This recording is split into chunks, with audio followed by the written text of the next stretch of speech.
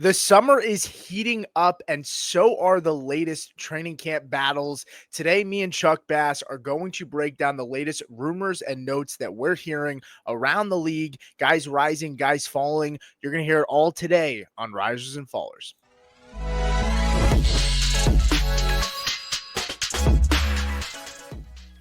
This show is going to get a lot more fun, especially in the next few weeks.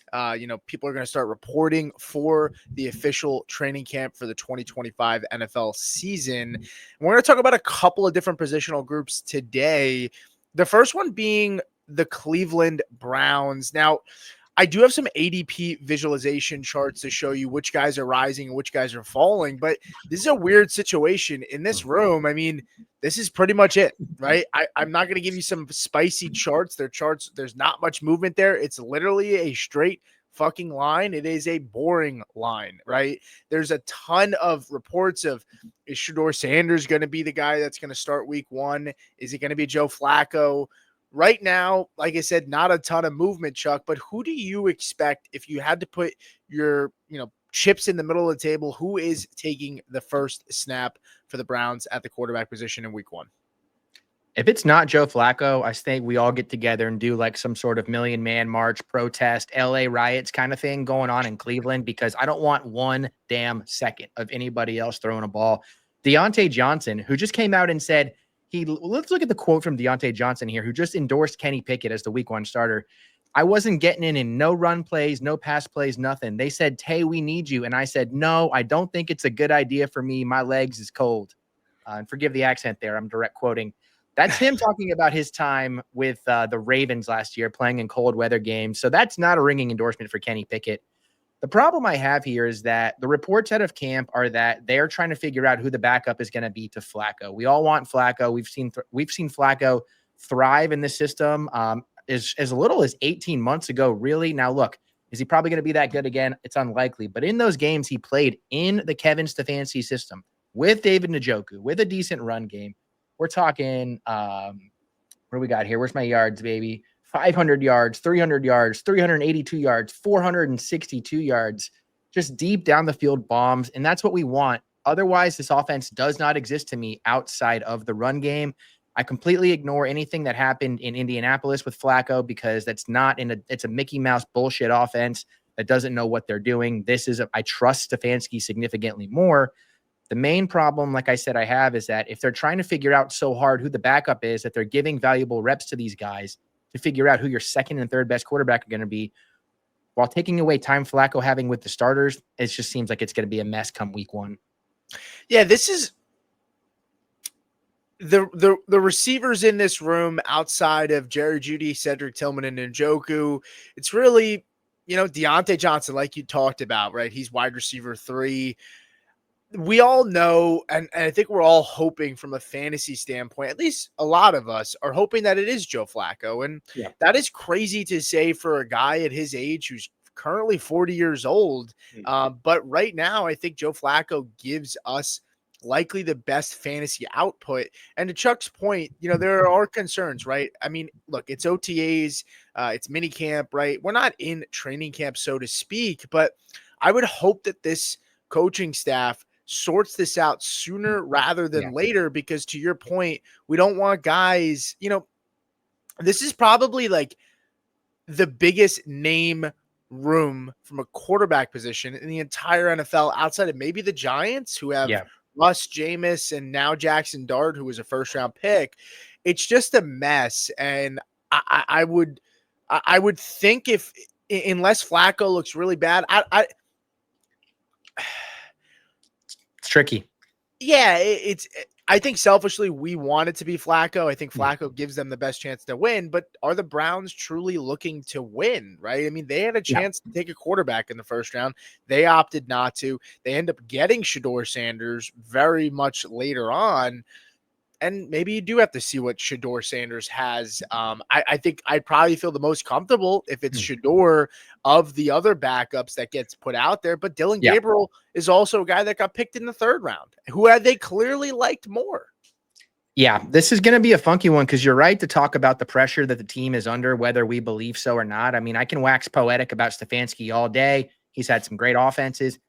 His win record is 40-44, and this is a team that looks like it's more likely to go the wrong direction than the right direction. So all the quarterbacks are currently going undrafted in any kind of draft that you have, unless it's a startup and you're taking a little Flacco in those late rounds. So you just don't feel terribly strong about what this passing offense could be because we like Njoku a lot. Jerry Jeudy's pretty good, but they don't have world beaters on this team. Deontay Johnson is far away from the player he was when he was, leading the league in, I can't remember what he led the league in other than bullshit. There's some stat that he was just like the number one. Maybe it was win rate or something like that. But you can see the floor falling out really easily with this team, which sucks because I think they have potential if they can get their ducks in a row. I just don't know if this is the group to do it. Yeah, and I think I just go back to this, and this is just this quarterback room. It's actually probably not boring, to be honest. They missed a big opportunity to have them on Hard Knocks. That would probably have been an absolute disaster for the team, but from a viewership standpoint, it'd be a lot of fun. Yeah, I think something to remember, too, is that the Browns led the NFL in passing attempts last year. Now, that was partly because they had to, because the defense, they were Swiss cheese. They did that with Jameis, Bailey Zappi, DTR, and Deshaun Watson. You could make a strong argument that this quarterback room might be twice as good as that one. And that's not saying a whole lot, but there is still the floor might just be raised by default. I agree. It's hard for the floor to go much lower. DTR, I never want to see him put on a football uniform ever again in the NFL, which is unfortunate because I did like him in college. But let's move on to the next situation/room. It's going to be the Jacksonville Jaguars, and we'll start with Travis Etienne, whose ADP in the last month has risen 17 spots. He's now going at the 103. And when we think about Travis Etienne, right, and you talk about Tootin, you talk about Tank Bigsby, obviously Etienne had a very, very poor year last season, but I think that I just think that maybe we got a little bit of rookie fever, and he is going to be the lead guy here. I had said it this offseason, but I think Tank Bigsby is the guy most in trouble out of this group unless Tootin has issues with ball security and as a rookie just has a bad season as a rookie and doesn't really look NFL ready. Because when you think about what Liam Cohen likes to do in this offense, it fits Travis Etienne's skill set extremely well. He's a great receiver with the football out of the backfield, and he was playing injured last year. Now, when we look at his contract, he's on the fourth year of a 4-year deal. And I don't expect him being released. They're owed $0, or I don't think they pay any money if they did trade him. But if they cut him, it's like a $6 million cap hit. I don't expect it because we know Liam Cohen likes his stable running backs. And for what it sounds like, Etienne, who's 26 years old, was a first-round pick. It seems like, the coaching staff likes him. Now, we don't want to fall into that Bucky Irving, Rashad White situation last year where Liam Cohen said the same thing about Rashad White, similar to Etienne, where, he's taken on what they've given to them and he's, handling it well. And then we know what happened in that situation. But I do think Travis Etienne is going to be the lead back in this room. And I think their ADP is reflecting that. As we can see on that chart, he's been a big riser in this last month. Yeah, the chart is really indicative of the post-draft clarity. Usually us guys have a different kind of clarity. We'll go with post-draft on this one. Because you look at this, right? I think the big thing is Liam Cohen's coming over. We look at that beautiful run game from Tampa Bay last year, which goes from 32nd in the league in 2023 to a top 10 rushing offense last year by several metrics. But they did so with one of the three best offensive lines where they had key guys step up and take leaps in year 2, year 3, and then Graham Barton comes in. I just don't think they have that in Jacksonville. So it's going to come down to who can work with being hit in the backfield the best. I think that probably lends itself to Tank Bigsby. He led the NFL last year in yards after contact per rush. I think his counting stats would have been a little bit better if he was just given more opportunity, but there was just so much ping-ponging and indecisiveness. So I like ETN, I think. I still think he could kind of be that Rashad White, get him out in space, let him operate. I don't think he's going to do much. He's not a very good north-south runner. So, if we're talking about like who has the high floor here, it's probably Bigsby, but like who could actually explode and give you week in, week out production between these guys, it's probably ETN. Tootin is frustrating to me because I think he's a talented prospect, but the track record of these day 3 picks performing year 1 when there's already a couple guys there who we could see handling the load, it's not very encouraging. Trey Benson, Blake Corum, Jalen Wright, Kendre Miller, Zach Charbonnet, James Cook was barely a contributor his rookie year, thanks to Devin Singletary. And James Cook was a second-round pick, same with Charbonnet. So you just kind of never know who they're going to prioritize and where they want to get started here. I'll be very forward with the listeners of this show. In my home league last year, I was a clown. I took ETN over Saquon and Derrick Henry because I wanted to draft AJ Brown and Lamar Jackson. Mickey Mouse shit. Don't be like me, guys. But I did get the unfortunate pleasure of watching a lot of Travis Etienne play. And so many of his carries, he is hit within 1 second of the ball being handed off to him. Now, he can't really break tackles that well, so that's not great. But when he did find the rare hole, he was able to rip off chunk games still. So can Liam Owen, just by default, like we said, scheme this up a little bit more so that these guys are working with more of a full plate? I think it's possible, and I think the ADP reflects it. There's sharp bettors are thinking that there could be a bounce back for him.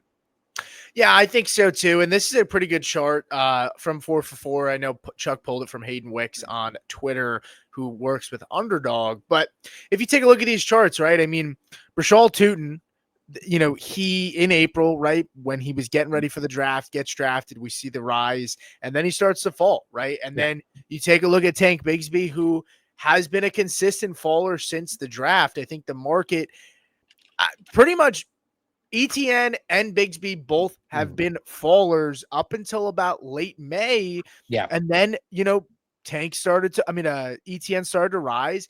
Bigsby started to flatten out, and now Bigsby's kind of dropping off because I think bettors are starting to buy back into Travis Etienne, right? Yep. And I think he has the best chance to take over this room. I don't think it's ever going to be, a workhorse kind of role, right? It's always going to be a split. Yeah. When we look at Brashal Tootin, right now, guys that go around him are tight ends like David Njoku and Tucker Kraft. So I think if you're not drafting a tight end high, I think those are two really, really solid options. I love both of those guys. Yeah. And then you also take a look at some of the other running backs. Ramondre Stevenson is now going 6 spots ahead of him. Javonte Williams goes 1 spot ahead of Ramondre. I would be maybe interested in Tootin over Javonte. I even if Javonte is a starter, I don't know what that amounts to be completely honest with you. But Javonte is also up 18 spots. And Ramondre Stevenson, I think I would rather go with Stevenson because I don't think he's going to be completely phased out, even though I like Trevion Henderson. I think Stevenson could be like a low end, like somewhere in the 30s, right? Which for where he's being drafted, that's okay. And maybe you say, hey, I'd rather just swing upside with Tootin and just take a chance on him. Yeah, I think now this isn't a 1-for-1 comp, but I think you're probably going to get something out of this Jaguars rushing attack like we got out of Denver last year, and give me a little rope there because it's Sean Payton in second or third year, whatever it was. So you're going to have one guy who's probably going to get the majority of the carries in a Javonte Williams, and he's probably going to grind them out and maybe back into some touchdowns here or there. You're going to have another guy who's a spark plug like a Jaleel McLaughlin who's going to look good with limited work. And then you're going to have a third guy that we all are going to wish got more carries, got more action. Who that's going to end up being, I can't really say for sure. I just don't know if any of these guys are going to return significant value compared to where they're being drafted. But if you're drafting them as your RB4, your RB5, then you're probably looking pretty good as long as you're not counting on them for meaningful roster contribution week in, week out. Yeah, I would take – look, if take cost aside, Travis Etienne's the guy I would put my money on. It sounds like you prefer Bigsby. Travis Etienne goes 1 spot ahead of Tyrone Tracy. Do you prefer Tyrone Tracy or do you prefer Travis Etienne? I'll probably take Tyrone Tracy because I think that he's got a pretty locked in role on what he's going to be. And I just don't know how Cam Scatterboo is going to adapt to the speed of an NFL defense. Yeah, I think Tracy's interesting because we know Russ has one of the highest checkdown rates in the NFL last year. So that should bode well for Tracy. But I'm still going to go with Etienne because I personally think that Scatterboo is going to take, slightly more than 50% of the work in this room. So I'll take Etienne over both of these guys. And I'm sure we'll look back on this and laugh because Tyrone Tracy might end up being both these guys might not matter at all, Tyrone Yeah. Tracy or ETN, but this is where we're at. Now, Yeah. probably the more interesting, maybe not the most interesting, but the next group that we're going to talk about is going to be the pass catchers in Carolina. We'll start with Ted McMillan because it's the easiest one to talk about. Ted McMillan, his ADP has started to rise. We know he was a first round pick going 8th overall to the Carolina Panthers. And, he's actually going ahead of Travis Hunter right now in drafts, which I think is the right call. Travis Hunter did get that top draft capital, the first wide receiver taken, but people are leaning Tet McMillan here.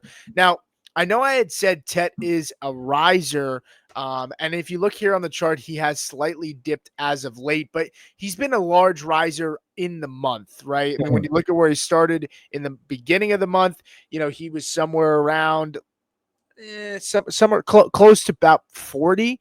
And now at this point, Ted McMillan, he's up 5 spots since the beginning of the month, right? That's where we are.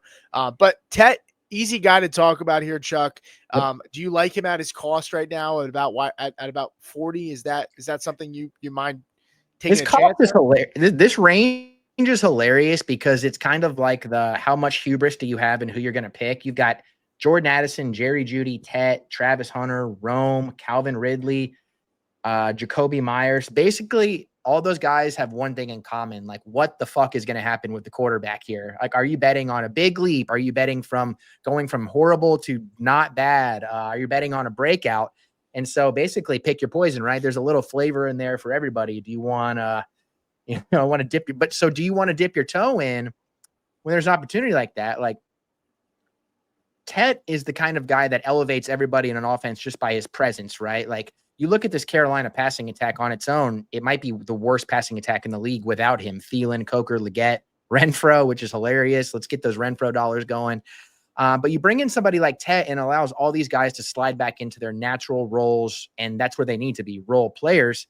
So in order for that to be the case, Tet has to be on the field. He has to lead the team in snap shares, and he has to be healthy, and he has to be out there and earn the trust of Bryce Young early.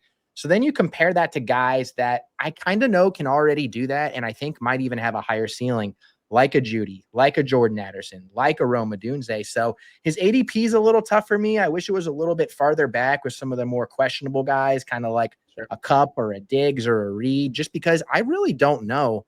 We haven't seen that many good games out of Bryce Young. The drop back passing game in Carolina is not something that I think has earned our trust. I think it might be one more year of prove you can do it. So ADP wise, Tet's a little bit tough to swallow, but I do think his role is about as fundamental as any rookie coming into this year's 2025 class. The guys going around Tet, DJ Moore, Mike Evans, you mentioned some of these guys, Xavier Worthy, Jameson Williams, Devonta Smith, Cortland Sutton. This is, and I talked about it with Matt on the show, Mind a Mansion, earlier last week. And this is that inflection point when you get to this is usually around the 4th round where do you want to secure an elite tight end like a George Kittle or a Jaden Daniels, Lamar Jackson at quarterback with Josh Allen? Those quarterbacks all start to go around him. Or do you take Tet? It all depends on where you are. But I like Tet in this spot. I would take Tet over Xavier Worthy pretty comfortably. Tet over Mike Evans, I'm kind of not really there just yet on Tet. I like him a lot, but I'm not there yet. I think Tet over DJ Moore is fair with the competition there. But that's kind of interesting. So I'm not – sometimes on these shows, Chuck, we have some pretty hard stances on, definitely taking this guy. Like, I feel that about ETN. Like, I'm taking him in that room, unless something major changes in camp. Like, I feel pretty confident about ETN. There's other things right now where it's just interesting to talk about it. And with Tet, I'm not super one way or the other. The one hard stance I'll say is I would 100% take him over Xavier Worthy. Yeah, and I think I'm with you on that one because I'm pretty low on what Worthy's skill set is in comparison to the talent that they have overall in that team and what they want to be. The thing I'll encourage people to remember, and not to continue to harp on Bryce Young, because I do think there's potential there. I think he showed that he can play in the NFL at the very least. But I kind of get similar vibes to the last 6 or 7 games of Kenny Pickett's rookie year. Now I know that was Bryce's second year, but you saw stats like Kenny Pickett. He was the number one. He had the highest ranked PFF grade, for the last 7 weeks of the year. And then he had one of the all-time bad follow-up seasons coming after that. And I think that's in contention for Bryce just because. Oh, stop. I'm just saying. Bucking, what, Canales leaves your Bucks, and so now you have no faith? Look, if you want to hand the ball off to Chuba and Rico Dowdle and throw some underneath passes to Adam Thielen all day long, I'm fine with that. But all Bryce Young did last year was chuck it down the sidelines, and it didn't work for most of it. He had 20 touchdowns in the last 10 games. Yeah, but you know what? Who cares? I think he'll be okay. That offensive line's really good.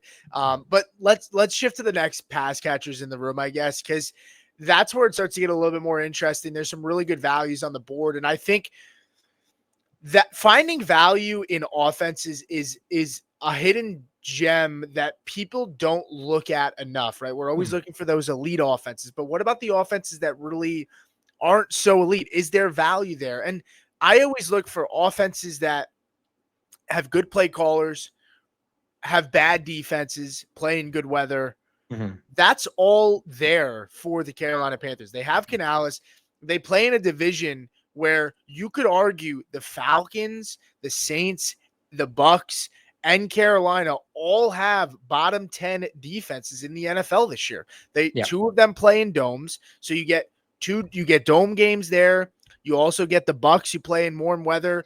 The Carolina plays in warm weather. So those are nice things to have. And so that's why I'm trying to find some value in this wide receiver room. When we look at the receivers, you have Adam Thielen right now, who goes at ADP 168. He's down 9.4 spots this month. Then you have the Coke man, Jalen Coker, who actually has the lowest ADP of this group that we're going to talk about. He's at 205. He's down 35 spots this month, which is pretty interesting. And then you have Xavier Legette, who I am not a big fan of, but he is the most expensive guy of the three here. Yeah. And I think there's a very strong reality that Xavier Legette ends up being the worst for fantasy of the three if Adam Thielen is healthy the entire season. All right, I gotta circle back around here because you hit me with the Bryce Young 10 touchdowns and you 1, 2, 3, 4, 5 of them are on the ground. He was a terrific scrambler last year. I'll give you that. He did not have a single 300-yard passing game, and he only had several 100-yard passing games in that stretch. So his arm talent is not quite there. He had a beast in Chuba. They didn't need to throw it. I know, and why not do that again? You sign Rico Dowdle. That's where it's at. So look, I'll give you my spiel on these pass catchers. Okay, so Adam Thielen, oldest active wide receiver in the league going into the year. Final 7 games last year, coming back from injury, and Bryce started cooking. 12th in PPR points, 2.25 yards per route run.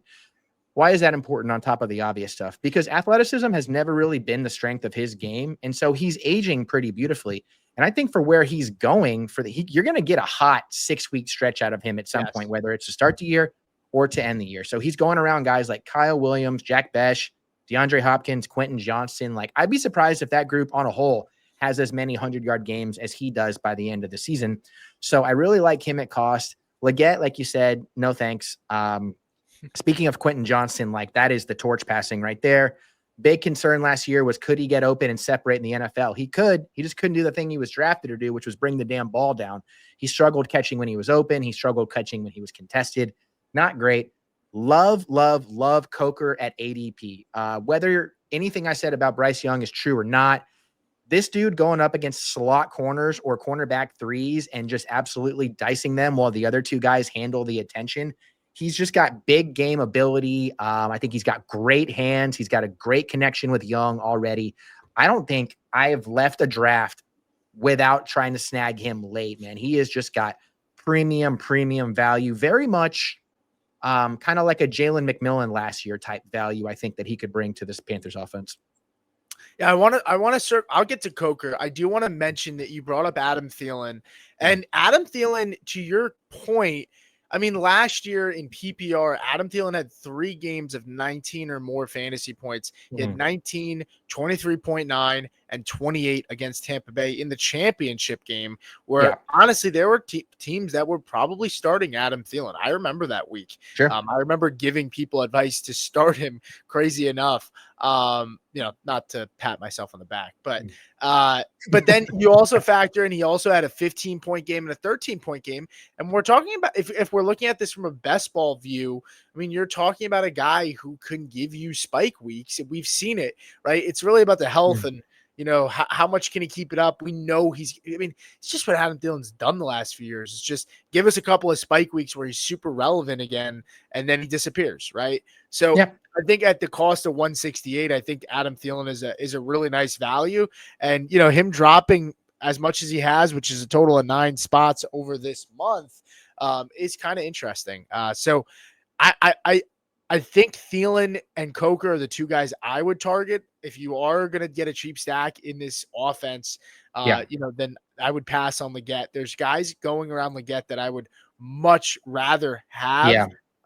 And to your point, Jalen Coker, I've never been like super in on the Coker stuff. I've never been a Coke addict like some of these guys are. Not with that shirt. I don't believe that. Well, dude, I was trying to be a little festive. When we do the 4th of July show, I'll whip something impressive out. Good. No Diddy. But I would prefer a guy. I would prefer a guy like Cedric Tillman who goes a few spots behind Leggett. I would rather take a handcuff like Isaac Garendo, who goes 2 spots ahead of Tet at that range. Maybe take a chance on Jaden Blue or even your boy Rashad White. Those are guys I would rather than Leggett, to be completely honest with you. I still don't like the cost, to be honest. Yeah. I mean, you could come away in this round of the draft. If you could come out with 2 of these guys, if you could come out with a Rashad Bateman and Adam Thielen, an Alec Pierce, a Cedric Tillman, best ball wise for a lot of these guys, I just think you're looking at, even Wan'Dale Robinson, who I'm not a huge fan of, but the fact that they changed nothing about that offense, I mean, he's going to be like, he's like the poor man's version of what Adam Thielen can be for them. So just there's opportunity to be found in these rounds. Yeah, I would agree. All right. Well, that's going to do it for us, guys. Thank you so much for watching, and we'll see you guys next time.